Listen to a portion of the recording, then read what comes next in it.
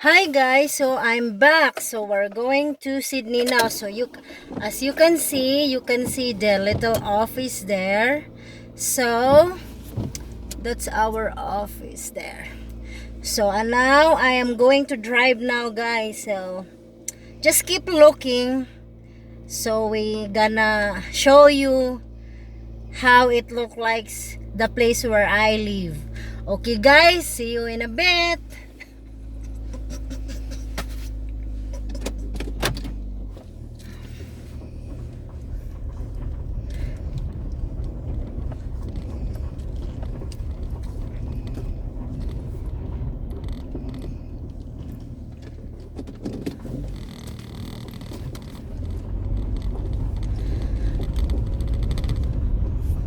So yan yung daan papunta sa labas. So that's the road. So that's the gatehouse there. As you can see, the white little house, that's the gatehouse of the Myra Water Park Campground. So actually, yung daan is medyo pangit siya kasi sobrang maulan. So, we're going na to outside but it's not yet. So, I need to stop for a while and take a look if there is a car coming.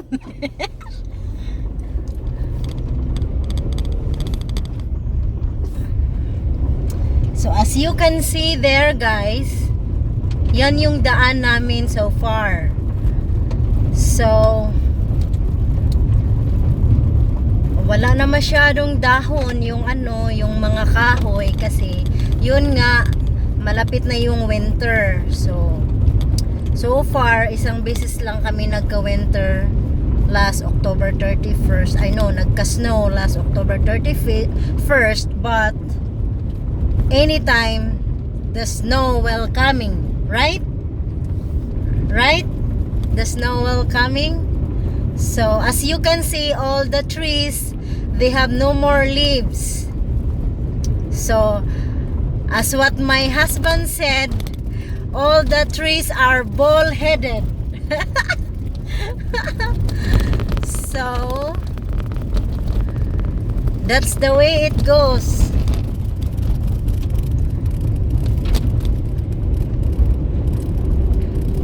Medyo madilim-dilim ngayon. Anong oras ngayon? 2 o'clock, guys.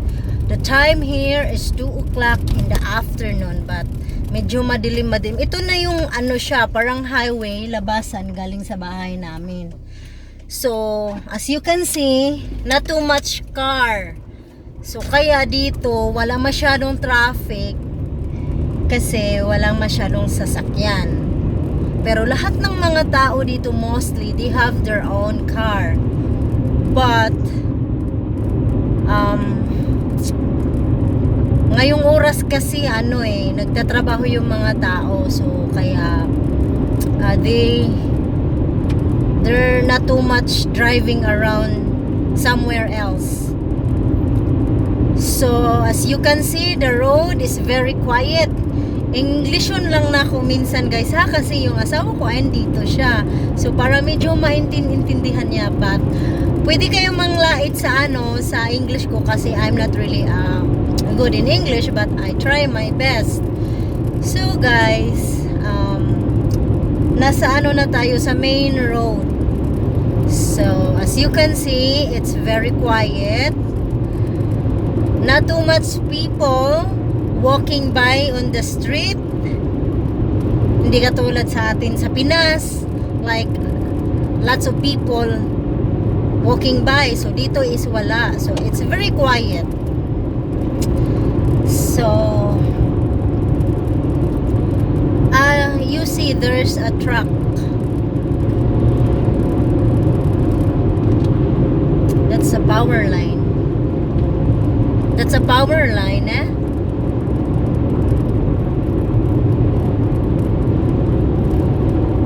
So,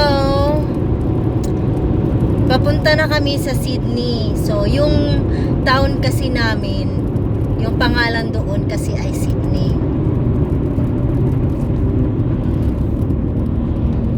May sasakyan.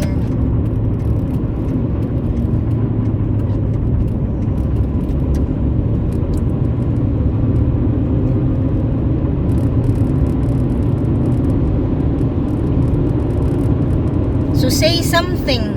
Huh? Say something so that the people will know how's the Canada. You talk better than me. Yeah, you can say something so that they will see how it look like. They wouldn't understand me, but they understand you. So where are we going first? Where we go first in Canadian Tire? Yeah, we go Canadian Tire first. Okay. So meron na kayong nakitang sasakyan guys, di ba? Bihira lang kasi may sasakyan guys eh. So dito kasi parang country siya dito sa tinitirahan namin. So siya eh, parang probinsya ba, kasi pag pumunta kami sa Sydney, kumbaga yung lungsod namin, siya, mga 20 minutes drive. So parang nasa probinsya nga kami. Pero mamaya guys, makikita nyo yung yung city namin. Not really city, like parang town. So we're still malayo pa kami. So aabot tayo doon. So itutour ko lang kayo kung paano kami mag-grocery, like bibili kami ng mga bilihin namin. Doon talaga kami every 20 minutes. At saka papunta sa work ko kasi sa hospital din, din siya, it takes 20 minutes also to drive going to that hospital and to the town. Maybe 25 minutes going to the town. So as you can see, it's very quiet. There's not too much car here. So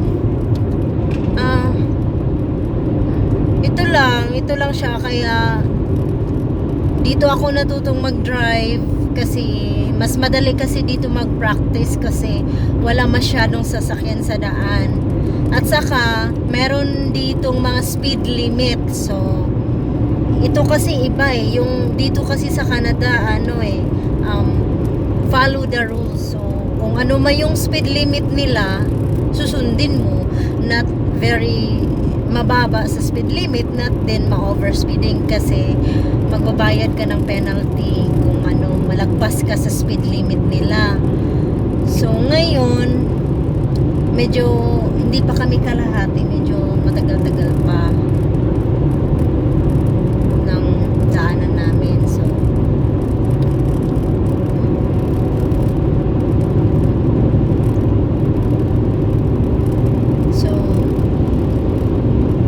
I just show you the quick tour how I'm gonna buy some groceries here in our little town.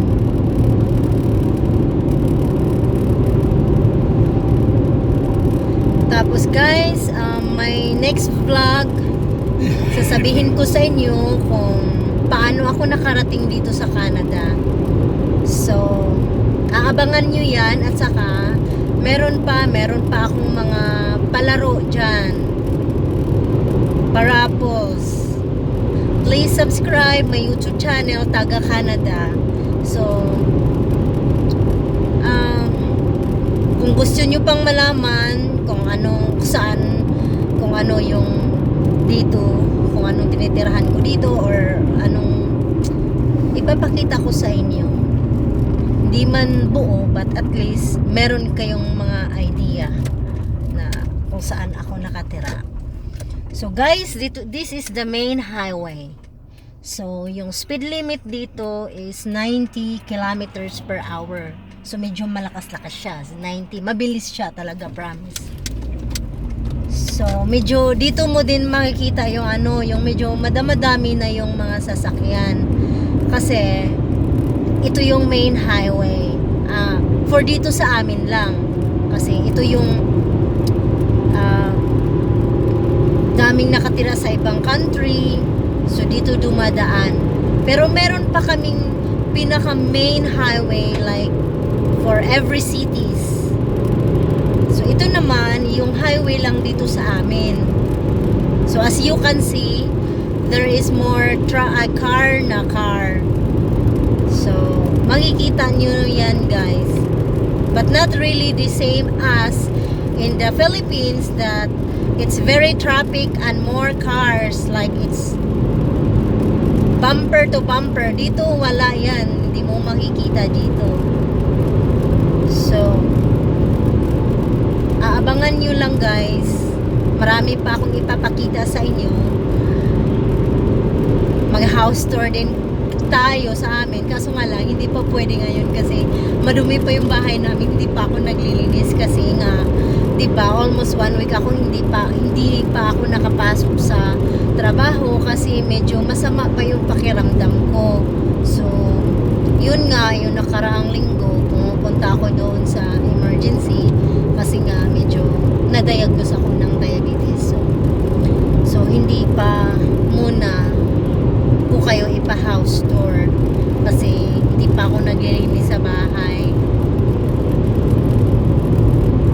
So medyo kalahati na tayo guys papunta sa Sydney, sa town namin.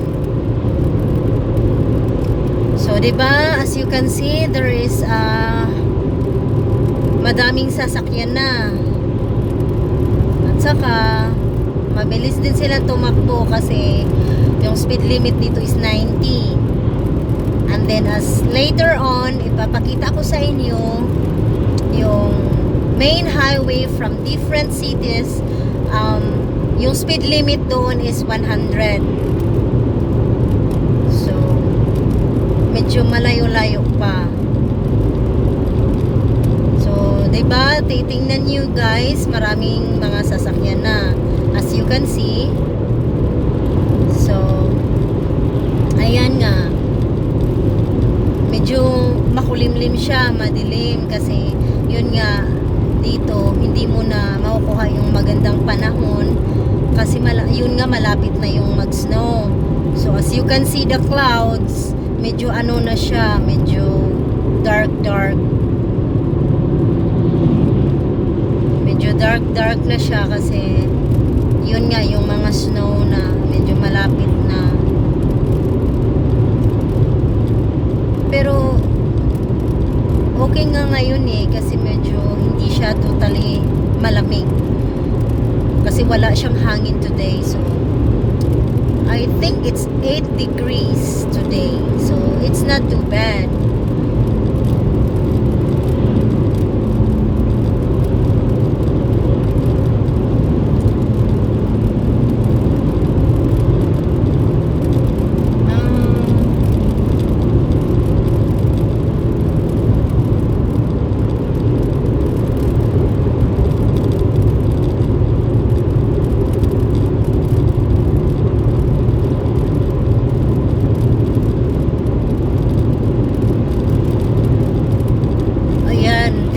Diba, medyo madami na yung mga sasakyan.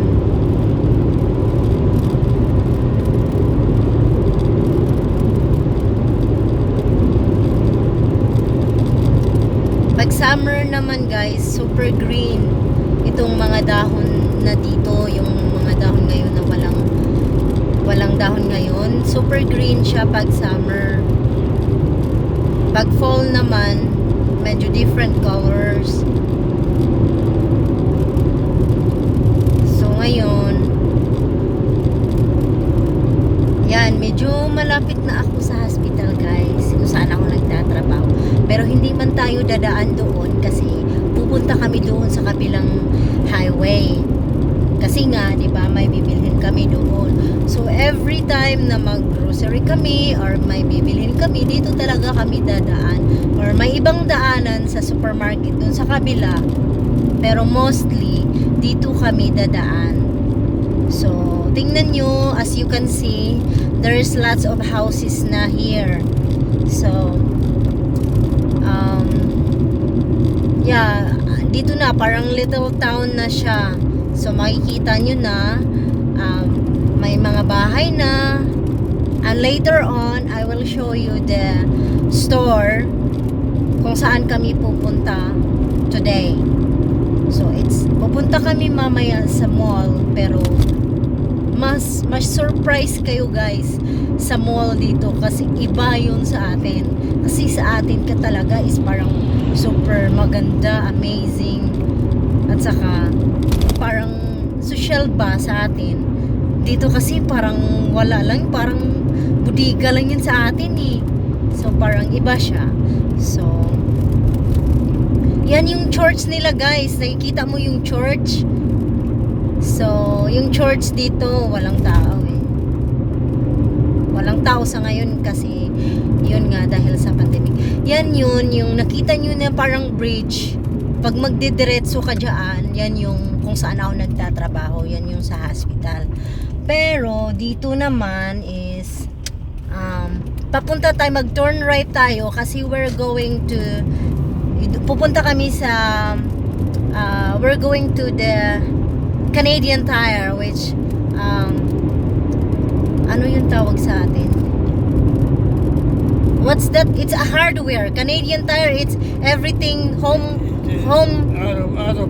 auto parts. Then it's you can buy like homeware, like hardware. Like hardware, yeah. You can buy there like hardware. You can buy like in the kitchenware like that, right?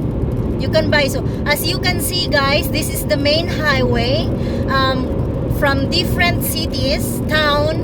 So the kilometer per hour here is 100 click. So as you can see, medyo mabilis-bilis ako ngayon kasi 100 siya. So same nga, makikita nyo as you can see, meron ng medyo madaming cars kasi they came from different town. So ito na yung main highway. So It's the main highway now. yeah, this is the main highway. So this highway also you can go different town. So dito talaga yung dadaanan sa iba't ibang tao kasi ito yung main highway. So as you can see, I am a little bit faster because it's 100 kilometers per hour. So itong main highway 2, papunta sa airport. So dito din kami dadaan kung pauwi kami sa Pilipinas. We're going to the airport. So medyo from here, how many minutes from here going to the airport? About 10. Yeah, so medyo malapit lang siya guys, galing dito. So this is the Sydney. Tinatawag namin itong highway na town na ito is Sydney. So from Sydney going to the airport, it takes only 10 minutes. So medyo malapit lang siya guys kasi papunta sa amin bahay, medyo 30 minutes lang from airport, or 35 minutes or 30 minutes. Depende kung gaano ka kabilis mag-drive. So as you can see guys, medyo traffic na siya because ito nga, sabi ko sa inyo, ito na yung main highway. So lahat-lahat ng mga tao dito dumadaan sa highway na to. So as you can see, there is the store there. So yun na yung mga store dito, nag-red light, so kailangan ako mag-stop. So ito, tingnan nyo guys, 'di ba? Medyo traffic na siya kasi medyo madami ng sasakyan, more cars na. So as when you tingnan nyo yung mga orange dito na side, ito na yung mga store, sasakyan. Ito na yung mga tindahan nila. Actually, malapit na tayo sa tindahan eh. So I will show you a little quick tour where the Canadian Tire is. Okay, so it's green na siya, so pwede na kami pupunta doon.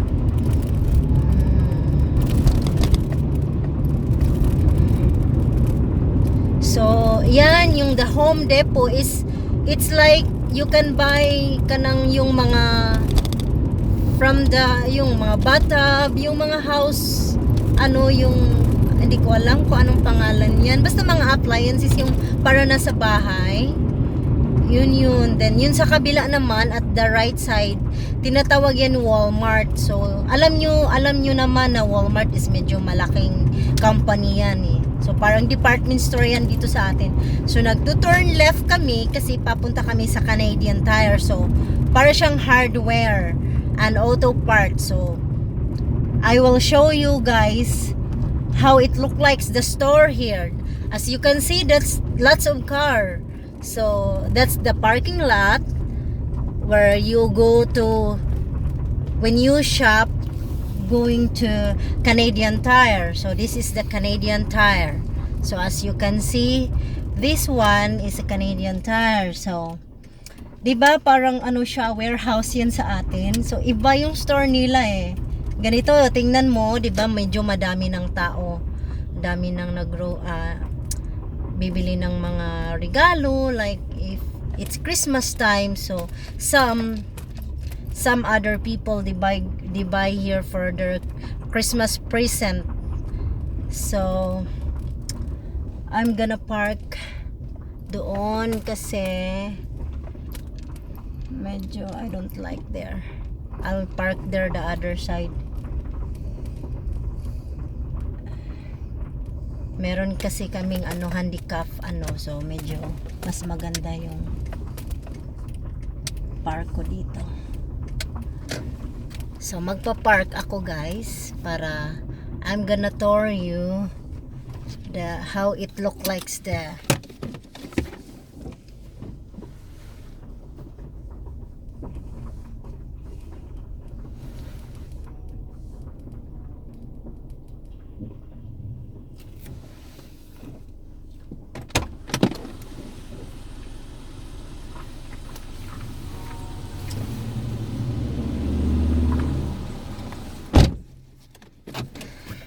So ito yung tindahan. Imagine guys, that's a Canadian Tire. As you can see, that's a Canadian Tire. So this is the hardware. So later on, I will show you guys the quick tour what's there inside. Okay, so we're going out now.